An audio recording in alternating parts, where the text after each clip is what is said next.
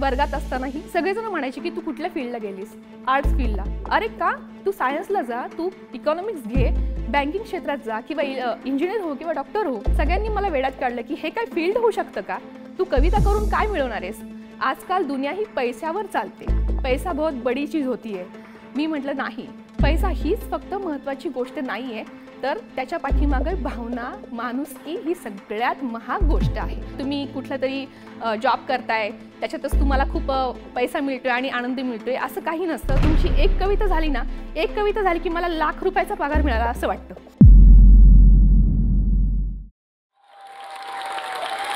नमस्कार, मी कवयित्री अस्मिता जोगदंड चांदणे. कसे सांगू मी कुणाला नाही प्रकाश पाहिला, कसे सांगू मी कुणाला नाही प्रकाश पाहिला. माणसाच्या अंतरात होता अंधार राहिला. सूर्य उगवता लाली दिसे कत्तलीचा रंग, सूर्य उगवता लाली दिसे कत्तलीचा रंग. कसा दिसेना कळेना अंतरीचा पांडुरंग, कसा दिसेना कळेना अंतरीचा पांडुरंग.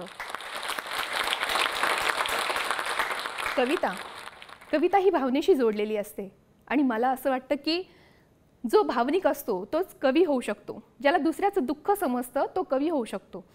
मी 7वीत होते त्यावेळेसपासून मी कविता करायला लागले.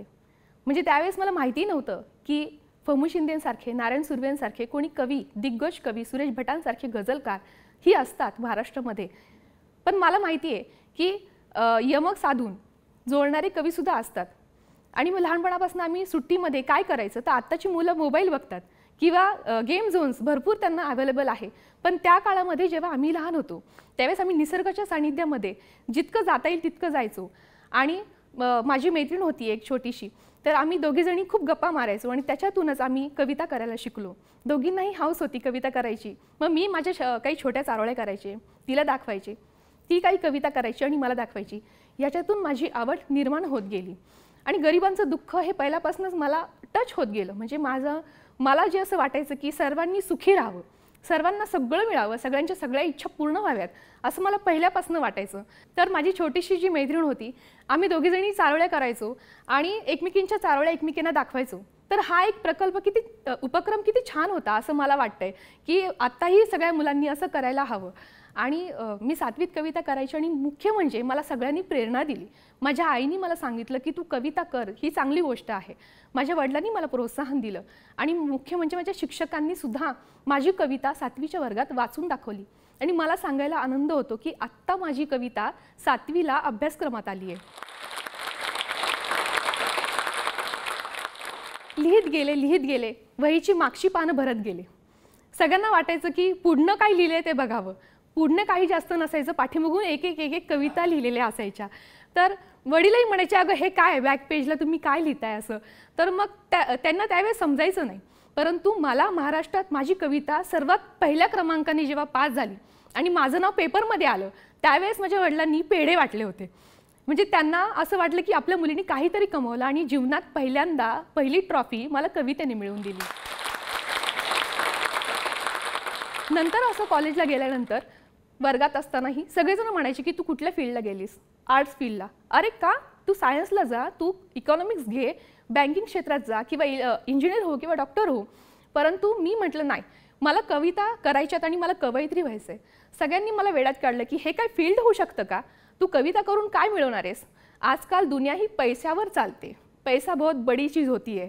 मी म्हटलं नाही, पैसा हीच फक्त महत्त्वाची गोष्ट नाही आहे, तर त्याच्या पाठीमागे भावना, माणुसकी ही सगळ्यात महाग गोष्ट आहे. आणि आजकाल ती महाग होत चालली आहे.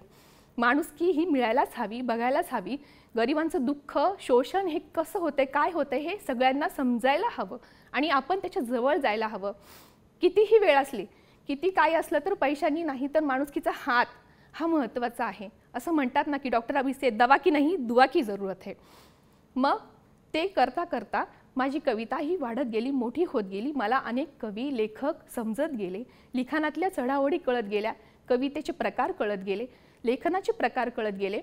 आता मी फेसबुकलाही लिहिते आणि या प्रकारातूनच मोठी होत होत जाता नंतर नातेवाईकांनी मग पाठीमागं हे सुरू केलं की हां झालं, तू कवयित्री तर छान झालीस, तुझं पुस्तक प्रकाशन झालं. ते सांगता सांगता एक आठवली गंमत म्हणून सांगते.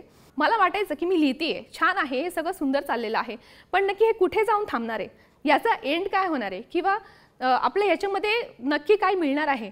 पण पेपरमध्ये बातमी आल्या की कवी संमेलन आहे आणि कवितेची स्पर्धा आहे. त्याच्यामध्ये जेव्हा प्राईज मिळालं त्यावेळेस मला समजलं की ह्याच्यातही करिअर होऊ शकतं. त्या एका फोनवरती मी मकरंद अनासपुरे यांना सांगितलं की माझं पुस्तकाचं प्रकाशन आहे आणि ते एका फोनवरती आले. तो आनंद मला आजही आठवतो की तो आनंद खूप मोठा आहे माझ्यासाठी, की लेखकसुद्धा कुठे जाऊ शकतो आणि लेखकालाही खूप मोठी स्काय इज द लिमिट. तर कवी संमेलनामध्ये मला एक गोष्ट खूप आनंदाची आणि खूप महत्त्वाची सांगावीशी वाटते की याच्यातून मी महाराष्ट्राशी जोडली गेले. मग माझे कार्यक्रम नाशिकला झाले, अहमदनगरला झाले, मराठवाड्यामध्ये झाले, पुण्यामध्ये झाले, मुंबईला झाले आणि त्याच्यातून मला माणसं जोडता आली आणि हे माणसं जोडणं हे मला कवितेने शिकवलं. मग मला नातेवाईकांनी सांगितलं की तुला आता तसा जोडीदारही मिळायला हवा. जर तुला इंजिनियर मिळाला किंवा डॉक्टर मिळाला तर तुझी कविता कुठेतरी हे होऊन जाईल.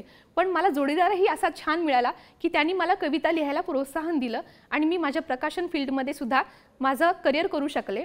मग मला असं हे सांगायचं की कुणीही आपल्या कलेकडे दुर्लक्ष करू नका. तुम्हाला कुठलीही कला असेल, तुम्ही ज्यावेळेस एकांतामध्ये बसता, एकांत हा एक उत्सव आहे आणि तो उत्सव तुम्ही साजरा केला पाहिजे.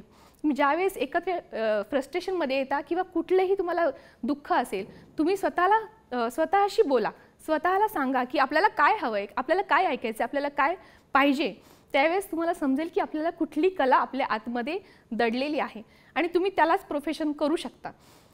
स्त्रीभ्रूण हत्येवरती मी लिहायला लागले जेव्हा माझी पहिली मुलगी झाली. त्यावेळेस मला इतका आनंद झाला की माय मातीचे लिंपण हे माझं 3रं पुस्तक हे दिलं आणि त्याला महाराष्ट्र शासनाचा पुरस्कार मिळाला. की लेख ही जी काही आहे ती लेखच आपल्याला सर्व काही करू शकते. असं म्हणतात की मुलगा आणि मुलगी, तर तसं काही नसतं. मुलगी हीच आपल्याला शेवटपर्यंत साथ देते आणि म्हणून मी लेखीसाठीही लिहायला सुरुवात केली. स्त्रीभ्रूण हत्येवरतीही माझे कार्यक्रम सुरू केले आणि ते कार्यक्रमसुद्धा मी महाराष्ट्रामध्ये ठिकठिकाणी जाऊन करू लागले. माझ्या कवितेला दाद मिळायला लागली आणि मग त्याच्यातच मला माझा आनंद भेटला. की असं काही नसतं की तुम्ही कुठला तरी जॉब करताय त्याच्यातच तुम्हाला खूप पैसा मिळतोय आणि आनंद मिळतोय, असं काही नसतं. तुमची एक कविता झाली ना, एक कविता झाली की मला ₹1,00,000 पगार मिळाला असं वाटतं. तर कविता किंवा तुम्हाला कुठलीही कला असेल तर माझं असं म्हणणं आहे तुम्ही त्याच्याकडे दुर्लक्ष करू नका. तुम्ही त्याला वाव द्या, स्वतःला वेळ द्या. कारण की हे फील्ड असं असतं की ह्याच्यामध्ये तुम्हाला खूप वेळ द्यायला लागतो. की जसं इंजिनिअरिंगचा 5 वर्षाचा कोर्स असतो किंवा डॉक्टरेटला तुम्हाला 10 वर्ष 5 वर्ष घालायला लागतात, तसं ह्याच्यामध्ये तुम्हाला टाईम नसतं, अजिबात टाईम लिमिटच नाही आहे. तर तुम्हाला हा पूर्ण वेळ द्यायचा आहे की नाही द्यायचा आहे, तुम्ही त्याच्यासाठी तयार आहात का नाही आहात, हे तुम्हाला स्वतःला विचारायचं आहे. आणि जेव्हा तुम्हाला वेळ मिळेल किंवा जेव्हा तुम्हाला आतून समजलं जाईल की नाही मला कलेच्याच पायावर हात नाही का जायचं आहे, तर तुम्ही तिकडं जाऊ शकता आणि नक्कीच तुम्हाला छान वाट मिळेल, असं माझं स्वतःचा एक्सपिरियन्स आहे. मग जसं मला असं वाटतं की मला माझी जे स्वप्न आहेत ते पूर्ण केले ह्या कवितेने. म्हणजे लहानपणापासून मला कुठल्याच अभ्यासक्रमामध्ये ट्रॉफी मिळाली नव्हती, पण मला कवितेने एक छानशी ट्रॉफी दिली आणि आत्ता माझ्या घरामध्ये भांडी कमी आणि ट्रॉफीज जास्त आहेत.